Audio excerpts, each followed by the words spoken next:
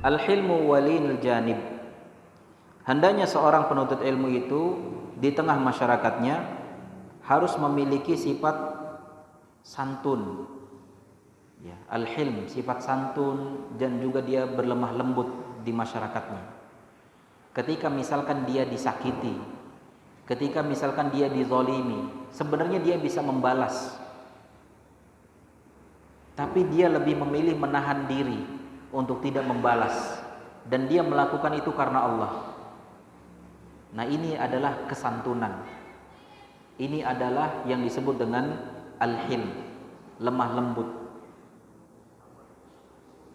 Kemudian Allah Subhanahu wa taala berfirman di dalam surat Al-A'raf ayat 199, "Khudhil afwa wa'mur bil 'urfi wa a'rid 'anil jahilin."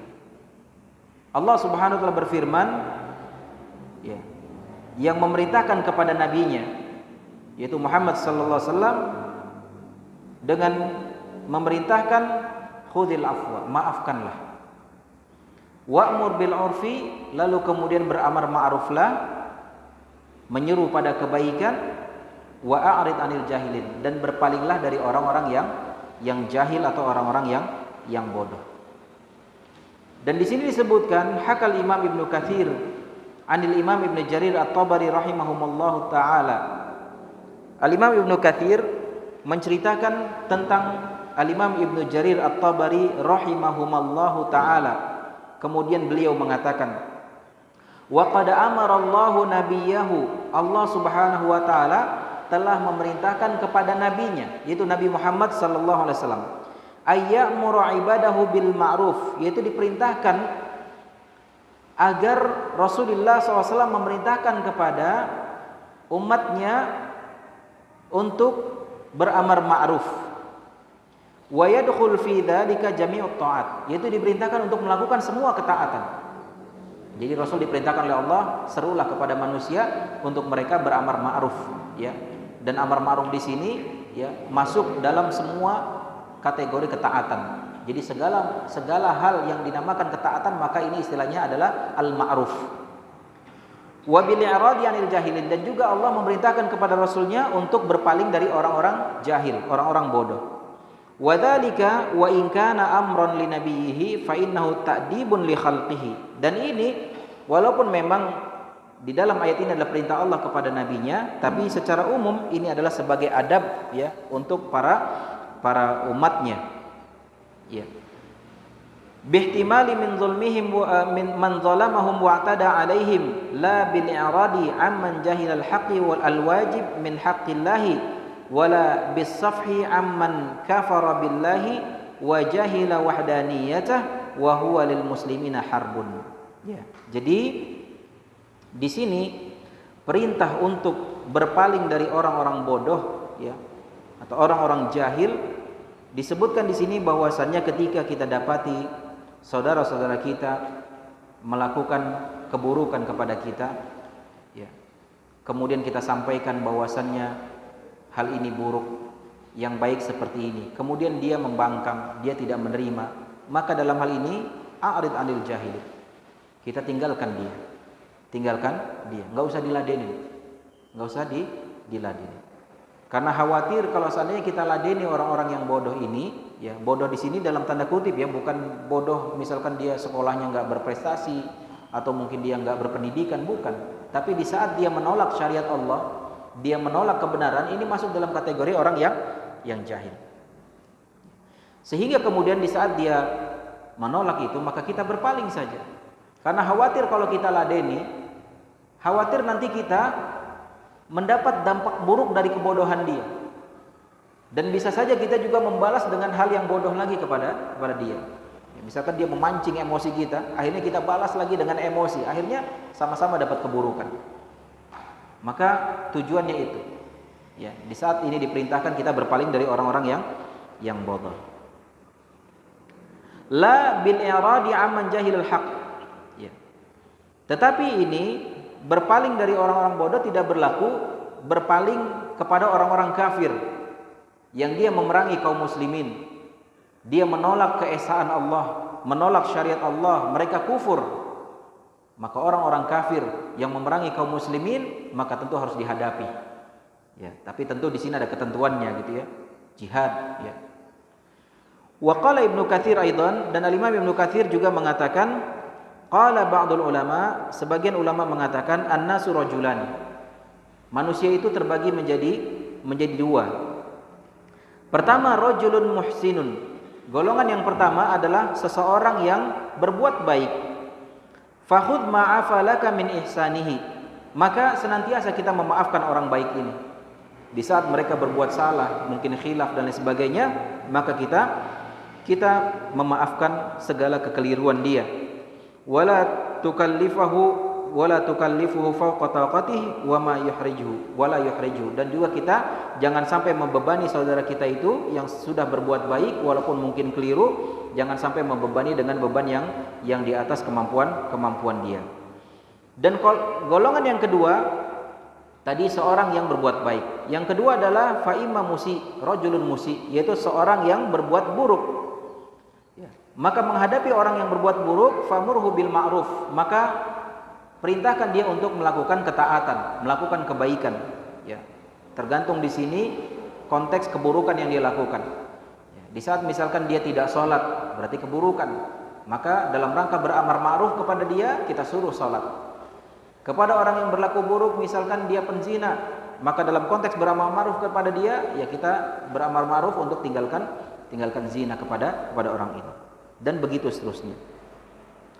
Wa in tamada ala dhalalihi, dan apabila orang ini terus-terusan di dalam kesesatannya, wasta'sa 'alaika wastamara fi jahlihi, dia terus dalam kebodohannya, terus dalam kemaksiatannya dan tidak mau mengikuti apa yang kita nasihatkan, fa'arid anhu, maka berpalinglah dari orang ini. Fala'alla dzalika ayyarudda kaidahu, dan mudah-mudahan dengan begitu engkau pun akan terbebas dari kebodohannya. Kama qala ta'ala wa qur rabbi a'udzubika min hamazati syaitan, dan katakanlah Tuhanku, aku berlindung kepada engkau dari segala dorongan atau gangguan atau bisikan-bisikan syaitan.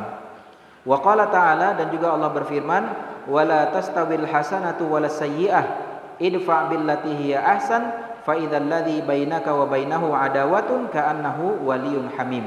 Allah Subhanahu wa taala berfirman, dan tidaklah sama antara kebaikan dengan keburukan, maka tolaklah hal itu atau segala keburukan itu dengan sesuatu yang lebih baik. Ya. Jadi segala keburukan kita tolaknya dengan kebaikan. Kita tangkalnya dengan kebaikan. Tujuannya apa? Fa idzal ladzi bainaka wa bainahu adawah ka'annahu waliyyun hamim. Siapa tahu tiba-tiba di saat kita bersikap baik di tengah masyarakat kita mungkin berperilaku buruk sama kita, tapi kita membalasnya dengan kebaikan. Siapa tahu yang tadinya ada permusuhan antara kita dengan tetangga kita misalkan, atau dengan siapa orang-orang di sekitar kita, siapa tahu permusuhan itu tiba-tiba berubah menjadi pertemanan yang sangat erat, yang sangat setia. Kata Abu Darda ila Salman Al-Farisi. Abu Darda pernah menulis sebuah surat kepada Salman Al-Farisi radhiyallahu anhuma dengan mengatakan, salamun alaika amma ba'du, semoga keselamatan kepadamu, ya, amma ba'du, fa innallaha razaqani ba'daka malan wa walada.